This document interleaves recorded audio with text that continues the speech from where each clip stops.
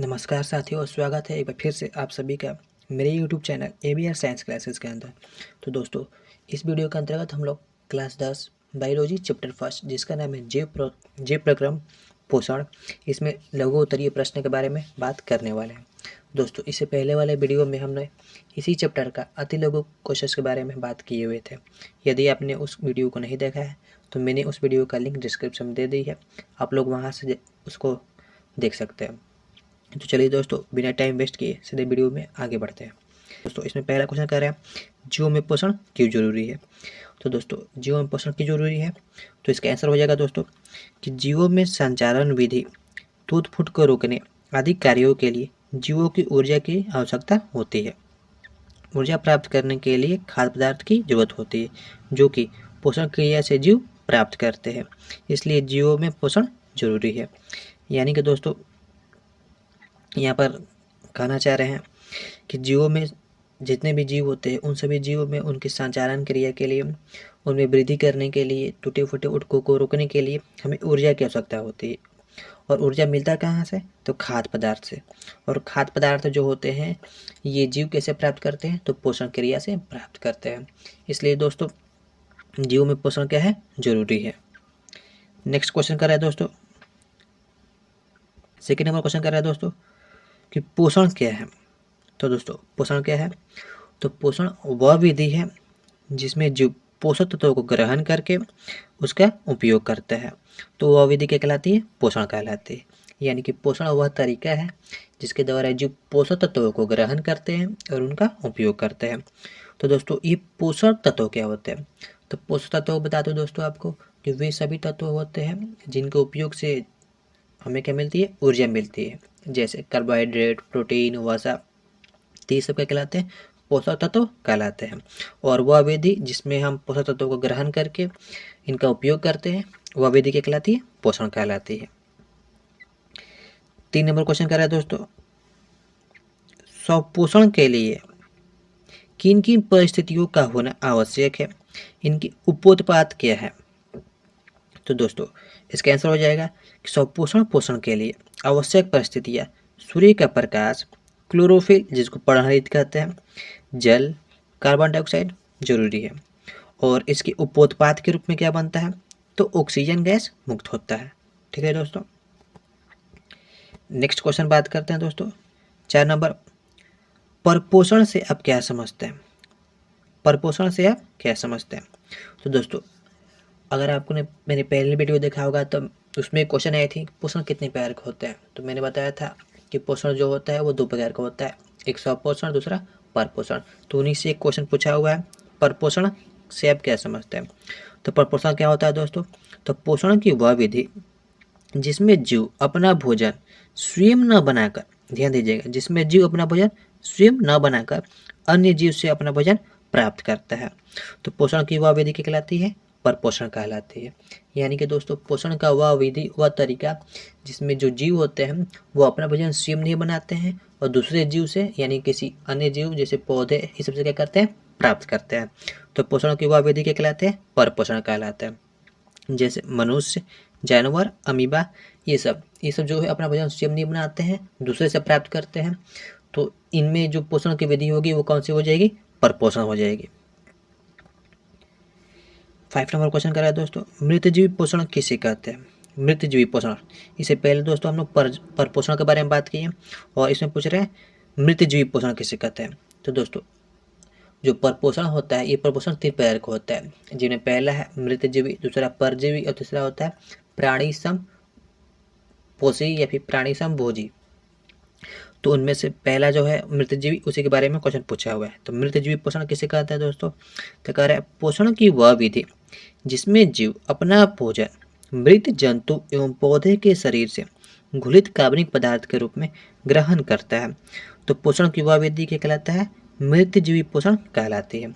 यानी कि दोस्तों, मृतजीवी पोषण जो है यह वैसा पोषण है जिसमें जीव जो है अपना भोजन स्वयं नहीं बनाएगा और कहाँ से प्राप्त करेगा अपना भोजन, तो मृत सड़े गड़े चीज़ों से अपना भोजन घुलित कार्बनिक पदार्थ के रूप में प्राप्त करता है। तो वह विधि क्या कहलाती है दोस्तों, पोषण की वह विधि मृतजीवी पोषण कहलाती है। जैसे कवक, बैक्टीरिया, कुछ प्रोटोजोआ में कौन सा विधि पाया जाता है? तो मृतजीवी पोषण पाया जाता है, क्योंकि ये जो जीव होते हैं वो मृत जंतुओं एवं पौधे के शरीर से जो घुलित कार्बनिक पदार्थ के रूप में होते हैं भोजन उन्हें प्राप्त करते हैं। 6 नंबर क्वेश्चन कर रहा है दोस्तों, परजीवी पोषण क्या है? परजीवी पोषण अभी बात की थी मृतजीवी और सेकेंड उसका पार्ट आ गया परजीवी। तो परजीवी पोषण क्या है दोस्तों? तो बोलेंगे पोषण की वह विधि जिसमें जीव दूसरे प्राणी के संपर्क में स्थायी या अस्थायी रूप में रहकर उससे अपना भोजन प्राप्त करता है।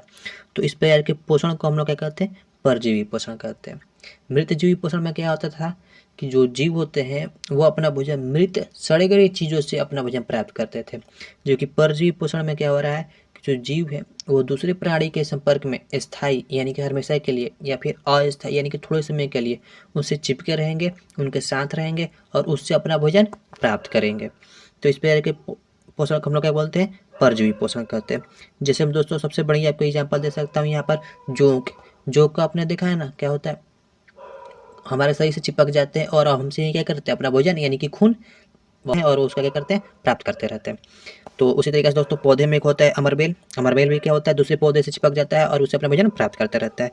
और मलेरिया परजीवी जैसे मच्छर, खटमल, ये सब में भी क्या पाया जाता है? परजीवी पोषण पाया जाता है, क्योंकि ये अपना भोजन स्वयं नहीं बनाते हैं और क्या करते हैं कि दूसरे प्राणी के संपर्क में चिपक जाएंगे, उसके साथ रहेंगे कुछ समय के लिए या फिर हमेशा के लिए और उससे अपना भोजन प्राप्त करेंगे। चलिए 7 नंबर क्वेश्चन कराया दोस्तों, प्राणी समपोषी जीव किसे कहते हैं? यहाँ पर प्राणी समपोषी जीव के बारे में बात हुआ है दोस्तों। तो बोलेंगे वैसा जीव जिसमें प्राणी संपोषण विधि पाया जाता है, क्या कहलाते हैं? प्राणी संपोषी जीव कहलाते हैं। वैसा जीव जिसमें प्राणी संपोषण विधि पाया जाता है उसको क्या बोलेंगे? प्राणी संपोषी जीव कहते हैं। इसमें प्राणी अपना भोजन ठोस या द्रव के रूप में जंतुओं के भोजन ग्रहण करने की विधि द्वारा ग्रहण करता है, यानी कि ये जो इस प्रकार के जो जीव होते हैं वो अपना भोजन जो ग्रहण करेंगे वो ठोस और द्रव के रूप में, ठीक उसी तरीके से जिस तरीके से जंतु अपना भोजन ग्रहण करते हैं। इस प्रकार का लक्षण अमीबा, मेढक और मनुष्य आदि में पाया जाता है। 8 नंबर क्वेश्चन कराया दोस्तों, प्रकाश संश्लेषण से आप क्या समझते हैं? तो दोस्तों प्रकाश संश्लेषण क्या है? तो बोलेंगे वह प्रक्रिया जिसमें हरे पेड़ पौधे अपना भोजन निर्माण करते हैं, वह प्रक्रिया क्या कहलाता है? प्रकाश संश्लेषण कहलाता है। इस प्रक्रिया में हरे पौधे सूर्य से सूर्य का प्रकाश, वायुमंडल से कार्बन डाइऑक्साइड, मिट्टी से जल, पत्तियों में उपस्थित क्लोरोफिल की सहायता से कार्बनिक ठोस पदार्थ ग्लूकोज का निर्माण करते हैं। यानी कि दोस्तों प्रकाश संश्लेषण क्या है? तो वह प्रक्रिया है जिसमें पौधे अपना क्या करते हैं? भोजन का निर्माण करते हैं। और इस प्रक्रिया में जो पौधे हैं वो वायुमंडल से कार्बन डाइऑक्साइड, मिट्टी से जल, सूर्य से सूर्य का प्रकाश और पत्तियों में उपस्थित क्लोरोफिल का उपयोग करते हैं। और किसका निर्माण करते हैं? तो कार्बोहाइड्रेट यानी ग्लूकोज का निर्माण करते हैं। और ये रहा दोस्तों प्रकाश संश्लेषण का रासायनिक समीकरण। 9 नंबर क्वेश्चन करा दोस्तों, पत्तियों का प्रकाश संश्लेषी अंग क्यों कहा जाता है? पत्तियों का प्रकाश संश्लेषी अंग क्यों कहा जाता है? तो दोस्तों जो प्रकाश संश्लेषण की प्रक्रिया होती है ये शुरू से अंत तक कहाँ पर होता है? क्लोरोप्लास्ट में होता है। क्लोरोप्लास्ट जिसको हम लोग हिंदी में हरित लवक कहते हैं। और क्लोरोप्लास्ट में क्लोरोफिल वर्णक पाया जाता है। ये भी हमको मालूम है कि क्लोरोप्लास्ट में क्लोरोफिल वर्णक पाया जाता है, जो कि अधिकांश पौधों की पत्तियों में पाया जाता है। क्वेश्चन कहा क्या रहा है दोस्तों कि प्रकाश संश्लेषण की क्रिया शुरू से अंत तक कहाँ पर होता है? क्लोरोप्लास्ट में। क्लोरोप्लास्ट में क्या पाया जाता है? क्लोरोफिल पाया जाता है। और ये जो क्लोरोप्लास्ट होता है ये कहाँ पाया जाता है? तो पत्तियों में पाया जाता है। इसलिए दोस्तों पत्तियों को क्या कहा जाता है? प्रकाश संश्लेषी अंग कहा जाता है। यानी कि दोस्तों पत्तियों के अंदर क्लोरोप्लास्ट पाया जाता है और इसी क्लोरोप्लास्ट के अंदर क्या होता है? प्रकाश संश्लेषण की प्रक्रिया होता है। इसलिए दोस्तों प्रकाश संश्लेषी अंग किसको कहेंगे? पत्ती को कहते हैं। 10 नंबर क्वेश्चन करा दोस्तों, भोजन के पाचन से आप क्या समझते हैं? भोजन के पाचन से आप क्या समझते हैं? तो दोस्तों यहाँ पर पाचन के बारे में आपसे पूछ रहा है। तो पाचन क्या होता है? तो वह प्रक्रिया है जिसमें एंजाइम की सहायता से जटिल भोज्य पदार्थ को सरल अणुओं में अपघटित किया जाता है, जिससे ये अवशोषित होकर हमारी कोशिका में प्रवेश कर सके। तो वह प्रक्रिया क्या कहलाती है? पाचन कहलाती है। यानी कि पाचन वह प्रक्रिया है, वह तरीका है जिसमें हम लोग एंजाइम की सहायता से जटिल यानी कि बड़े बड़े भोज्य पदार्थ के अणुओं को तोड़ देते हैं, किसमें? सरल यानी कि छोटे छोटे अणुओं में तोड़ देते हैं, जिससे कि हमारी कोशिका इन्हें अवशोषित कर सके। तो वह प्रक्रिया क्या कहलाता है? पाचन कहलाता है। 11 नंबर क्वेश्चन करा दोस्तों, मनुष्य के मुख गुहा में कितनी जोड़ी लाल ग्रंथि पाई जाती है? उनके नाम लिखें। तो दोस्तों मनुष्य के मुख गुहा में 3 जोड़ी लाल ग्रंथि पाई जाती है, जिनका नाम जो है वो इस प्रकार है: पैरोटिड लाल ग्रंथि, सबमैंडिबुलर लाल ग्रंथि और सबलिंगुअल लाल ग्रंथि। दोस्तों यदि आपसे कोई पूछे कि मनुष्य के जो मुख होता है तो मुख के जो लार होता है वो लार में कौन सा एंजाइम पाया जाता है? तो दोस्तों आपको बताना है एंजाइम में टायलिन। एंजाइम में क्या बताइएगा? टायलिन। मनुष्य के लार में कौन सा एंजाइम पाया जाता है? टैलिन पाया जाता है। और मनुष्य के मुगुआ में कितनी जोड़ी लाल ग्रंथि पाई जाती है? तो 3 जोड़ी लाल ग्रंथि पाई जाती है, जिनका नाम पैरोटिड, सबमेंटिबुलर और सबलिंगुअल है। इसको भी याद कर लीजिएगा कि मनुष्य के लार में टैलिन नामक एंजाइम पाया जाता है। 12 नंबर क्वेश्चन कराया दोस्तों, मनुष्य के आमाशय कितने भागों में बटा होता है, उसके नाम लिखें। तो दोस्तों मनुष्य के जो आमाशय होता है, पर थोड़ा आमाशय के बारे में थोड़ा बात कर लेते हैं। आमाशय मनुष्य का क्या होता है? प्रमुख अंग है। यह चौड़ी थैली की तरह रचना है, यानी कि एक चौड़ा अंग है। प्लास्टिक का जो होता है ना थैला, उसके समान इसका रचना होता है। कुछ इस तरीके से इसका देखिएगा तो इसका आकार होता है कुछ इस तरीके से, जो उत्तर गुहा के बाईं ओर से शुरू होकर अनुप्रस्थ दिशा में फैला होता है। और दोस्तों अमाशय कितने भागों में बटा होता है? क्वेश्चन तो यही पूछा हुआ है। तो अमाशय जो होता है वो 3 भागों में बटा होता है, जिनमें पहला नाम है कार्डियक, दूसरा नाम है फंडिक और तीसरा नाम है पाइरोलिक। यानी कि दोस्तों अमाशय के 3 भाग हैं, जिनमें पहला हम लोग कार्डियक कहते हैं, सेकेंड फंडिक और जो थर्ड है वो पाइरोलिक होता है। दोस्तों कहीं कहीं ना ये फंडिक है तो कहीं कहीं ना इसको फुर्दिक लिखता है, फुर्दिक। तो इससे आपको क्या करना, दिक्कत नहीं होना है। इसको फंडिक को देख लीजिए किताब से क्या लिखा हुआ है, फर्दिक या फिर फुंडिक, ऐसे तो हम लोग इसको फुर्दिक के नाम से ही जानते हैं। तो यहाँ पर सुधार कर लीजिएगा, पहला कार्डियक है, दूसरा फुर्दिक है और तीसरा पैरोलिक है। ठीक, 13 नंबर क्वेश्चन और आखिरी क्वेश्चन करें दोस्तों, मनुष्य के छोटी आंत की लंबाई कितनी होती है? छोटी आंत के 3 भागों के नाम लिखें। तो दोस्तों मनुष्य की जो छोटी आंत होती है, ये आहार नल का सबसे लंबा भाग होता है। इसका आकार बेलनाकार होता है और लंबाई 6 मीटर और चौड़ाई कितनी होती है? 2.5 सेंटीमीटर होती है। इसको एकदम बढ़िया से याद कर लिया दोस्तों कि आहार नल जो होता है, आहार नल का सबसे लंबा भाग क्या होता है? छोटी आंत होता है। छोटी आंत की लंबाई कैसी होती है? तो बेलनाकार होती है। इसकी लंबाई कैसा कितनी होती है? तो 6 मीटर। लंबाई कितनी होती है? 6 मीटर। कैसा होता है? बेलनाकार, लेकिन कितनी होती है? तो 6 मीटर।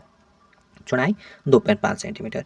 और इसके कितने भाग है दोस्तों? तो 3 भाग है, जिनमें पहला है ग्रहणी, दूसरा जेजुनम और तीसरा इलियम। तो दोस्तों ये रहा आपका पूरा का पूरा लघु। इसके बारे में मैंने आपको पूरा अच्छे से समझा दी है और पूरी पूरी आंसर भी लिखी हुई है।